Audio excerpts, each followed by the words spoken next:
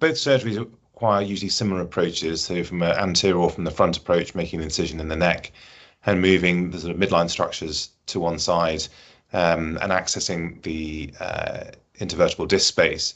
But with a fusion, you remove the disc and then you tend to insert a cage, which may then be either screwed in or just left in without requiring fixation. And that will then mean that over the course of time, the two segments will fuse together. That's often quite a good solution. For example, when you have a large disc protrusion causing spinal cord compression and an already sort of congenitally narrow spinal canal, so the canal is already very tight. The difficulty with the fusion is that then you lose that range of movement at that segment.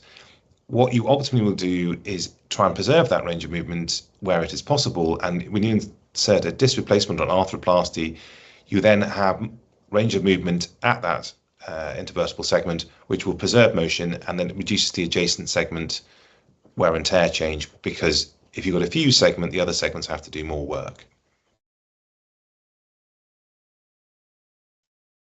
In general, you would suggest that cervical arthroplasty might be your preferred solution.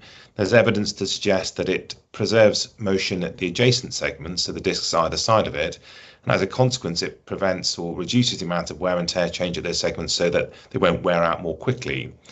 On the whole, suggestions have been that you tend to do a disc replacement in younger people, although the evidence for that is quite varied. So typically you might consider it in anyone who doesn't have for example, significant osteophyte formation, so that's already evidence of fusion across that segment, or the disc is trying to fuse across that segment. You tend to favour a fusion in someone who has already a congenitally tight or narrow spinal canal, which some people do, and often individuals who've got spinal cord compression.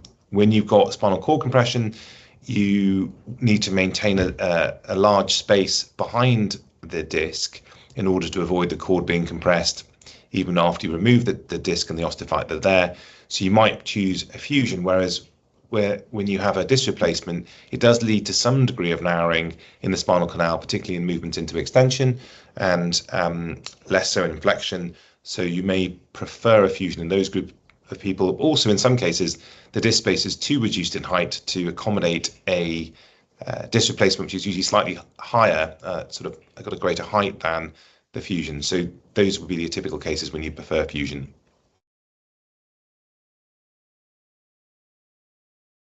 There is a wealth of evidence out there with some conflicting information, but on the whole, generally, cervical arthroplasty or disc replacement is thought to better preserve movement at the segment where the arthroplasty has been inserted, and as a consequence lead to less wear and tear change in the adjacent segments. So typically each cervical disc will provide about 7 degrees of movement.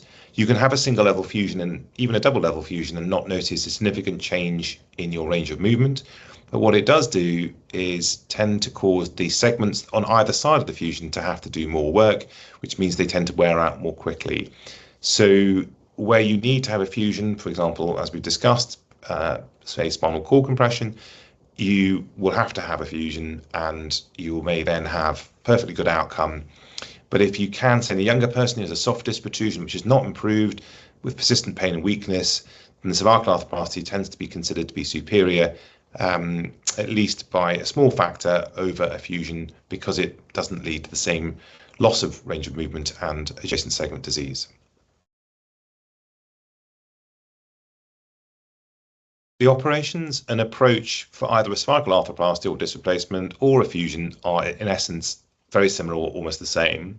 You still make a incision in the front of the neck and have to move the esophagus and trachea towards the midline and move the carotid artery towards laterally to the outside to gain access to the disc space. You still require clearing out the disc space itself, which will involve removing the disc material and also exploring out laterally to the outside edges where the nerve roots exit.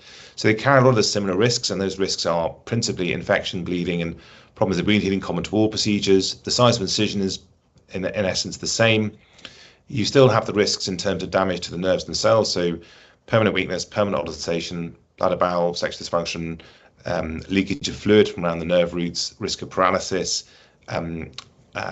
risk of revision surgery. but the principal difference is in terms of the outcomes and the indications for the use of either the arthroplasty or the fusions we've discussed. So the risks are very similar. The main probably different risk you'd have with the disc replacement is that often what was found in the past with older disc replacements is they would eventually fuse, and in effect you end up with the same result as you would have if you'd had a initial fusion surgery using a cage. So the risks are pretty similar for both. There are benefits and advantages for disc replacement where you can implement it. There's not really a big difference in terms of operative time, depending on which disc arthroplasty you use, but the one that I would tend to use, it's a similar time to insert it, and the risk profiles are broadly the same.